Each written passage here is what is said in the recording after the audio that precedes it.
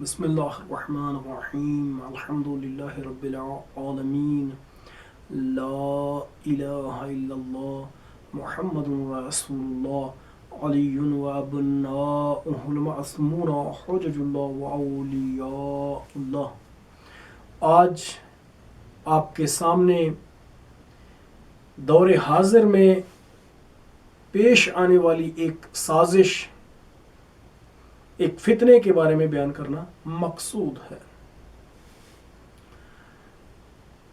وہ لوگ جو یزیدیت کے بارے میں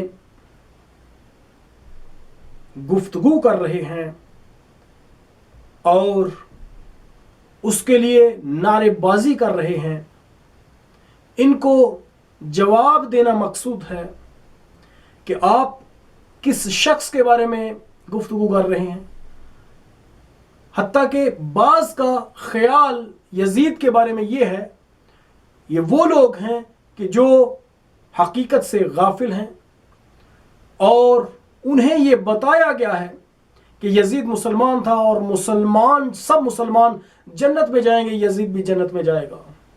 تو ایسے لوگوں کو ہم خبردار کرنا چاہتے ہیں، ہم بتانا چاہتے ہیں کہ آپ ان لوگوں کے کہنے میں نہ آئیں۔ یزید ظاہری طور پر اسلام کا لبادہ اوڑے ہوئے تھا، لیکن حقیقت میں وہ مسلمان نہیں تھا۔ حقیقت میں اس کا اسلام سے کوئی تعلق نہیں تھا۔ یزید ایک شراب خور، مے خور، زنا کرنے والا اور دوسرے محارم کو، دوسرے گناہوں کو انجام دینے والا شخص تھا۔ یزید جس کے بارے میں لوگ اس کے اسلام کا دعویٰ کرتے ہیں، اس کے بارے میں ہم یہ بیان کریں گے کہ وہ اس کے کچھ اشعار ہیں جو اس نے بیان کیے ہیں، جن سے معلوم ہوتا ہے کہ اس کی شخصیت، وہ کس شخصیت کا مالک تھا، اس کی شخصیت کیسی تھی۔ وہ ہمیشہ ہی اسلام کے خلاف رہا اور اسلام کو اس نے قبول ہی نہیں کیا۔ نام ظاہری طور پر اسلام کا لیتا، لیکن اسلام کو دھوکہ دینے والا وہ شخص یزید ہے۔ یزید کے بارے میں ہم یہاں تک بیان کریں گے کہ یزید نے جب امام حسین علیہ السلام کے سر کو کوفہ سے دمشق کی طرف روانہ کیا گیا اور امام حسین علیہ السلام کا لشکر، امام حسین علیہ السلام کا سر اس لشکر کے ساتھ دمشق میں پہنچا، اور نوبت یہاں تک آن پہنچی کہ امام حسین علیہ السلام کا سر یزید کے سامنے رکھے ہوئے تشت پر پڑا تھا۔ یزید نے ایک چھڑی کو، جس کا نام خیزران ہے، اس کو خیزران کے درخت سے بنی ہوئی چھڑی کو منگوایا اور اس نے امام حسین علیہ السلام کے دانتوں پر وہ چھڑی مارنا شروع کر دی۔ اب تاریخ دمشق میں جو ابن عساکر نے لکھی ہے، اس میں بھی اور البدایہ والنہایہ میں بھی یہ اشعار موجود ہیں کہ یزید جن میں اس بات کا اقرار کرتا ہے کہ وہ اسلام نہیں لایا اور وہ اپنے کفر پر اور اپنے شرک پر باقی تھا، یہ اشعار بیان کرتے ہیں کہ یزید کبھی بھی مسلمان نہیں ہوا، اس کا اسلام سے کوئی تعلق نہیں تھا، وہ کافر تھا۔ ان اشعار کو تاریخ ابن عساکر، یعنی ابن عساکر نے اپنی تاریخ دمشق میں اور البدایہ والنہایہ، اس کی جلد نمبر 5 اور صفحہ نمبر 713 پر ذکر کیا ہے۔ ان اشعار میں جب یزید نے اس چھڑی کو امام حسین علیہ السلام کے دانتوں پر مارا تو اس نے یہ اشعار بیان کیے، اشعار پڑھے ان میں سے سب سے پہلا شعر یہ ہے کہ لیت اشیاخی ببدر شہدو جز الخزرج من وقع الاصل، اے کاش کے میرے وہ باپ دادا جو بدر میں قتل کر دیے گئے، جہنم واصل ہوئے، وہ ہوتے اور وہ دیکھتے خزرج کے گریہ کرنے کو، رونے کو تلواروں کے واقع ہونے سے.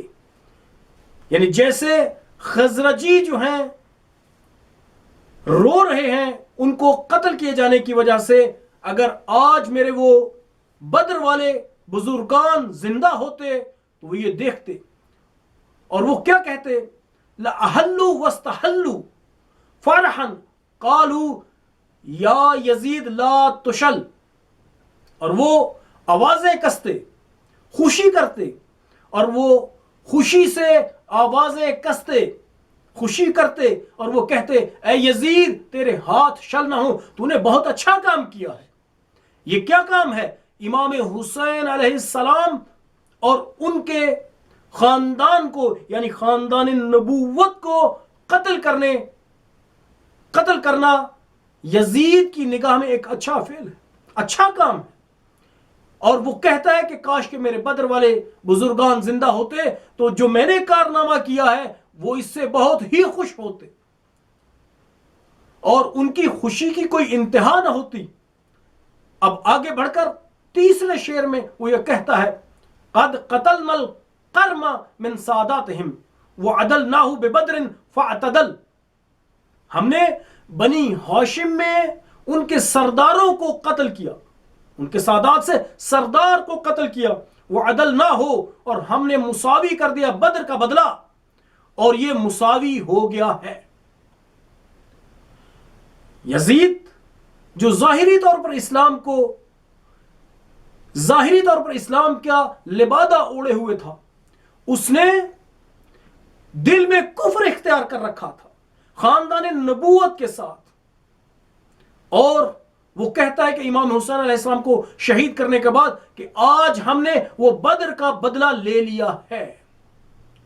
اس کے بعد والے شعر میں کہتا ہے لعبت ہاشم بالملک فلا خبر جاء ولا وحی نزل. اس شعر سے یزید کا کفر عیان ہے، اظہر من الشمس ہے. یزید یہ کہتا ہے لعبت ہاشم بالملک، بنی ہاشم نے ملک حاصل کرنے کے لیے کھیل کھیلا، وحی کا کھیل کھیلا، اسلام کا کھیل کھیلا. فلا خبر جاء ولا وحی نزل، نہ ہی آسمان سے کوئی خبر آئی اور نہ ہی آسمان سے کوئی وحی نازل ہوئی. یہ شعر دلالت کرتا ہے کہ یزید کافر تھا، کبھی بھی اسلام نہیں لایا، کبھی بھی اسلام کو اس نے قبول نہیں کیا. وہ کہہ رہا ہے کہ بنی ہاشم نے ملک حاصل کرنے کے لیے، حکومت حاصل کرنے کے لیے یہ وحی کا اور اسلام کا کھیل کھیلا، ڈھونگ رچایا، ورنہ نہ آسمان سے کوئی خبر آئی اور نہ ہی کوئی وحی نازل ہوئی.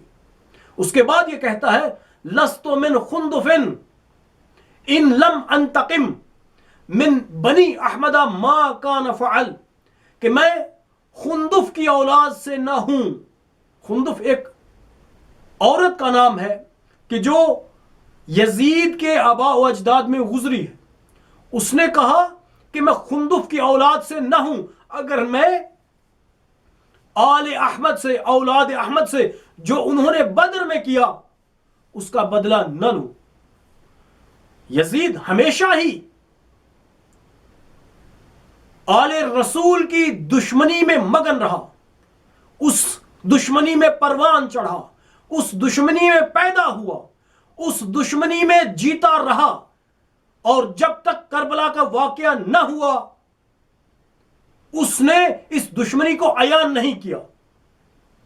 جب امام حسین علیہ السلام کو شہید کر دیا گیا تو اس وقت جب آپ کا سر اس ملعون کے سامنے رکھا گیا تو وہاں پہ وہ خوشی کرتا ہے اور اپنے دل کی حسرتوں کو اور اپنے دل کے کینے کو بیان کرتا ہے، واضح طور پر بیان کرتا ہے، اور یہ اپنے کفر کو واضح کر دیتا ہے، جس سے معلوم ہوتا ہے کہ نہ وہ کبھی اسلام میں پیدا ہوا، نہ مسلمان رہا نہ تھا، اور مرنے تک حالت کفر میں مرا۔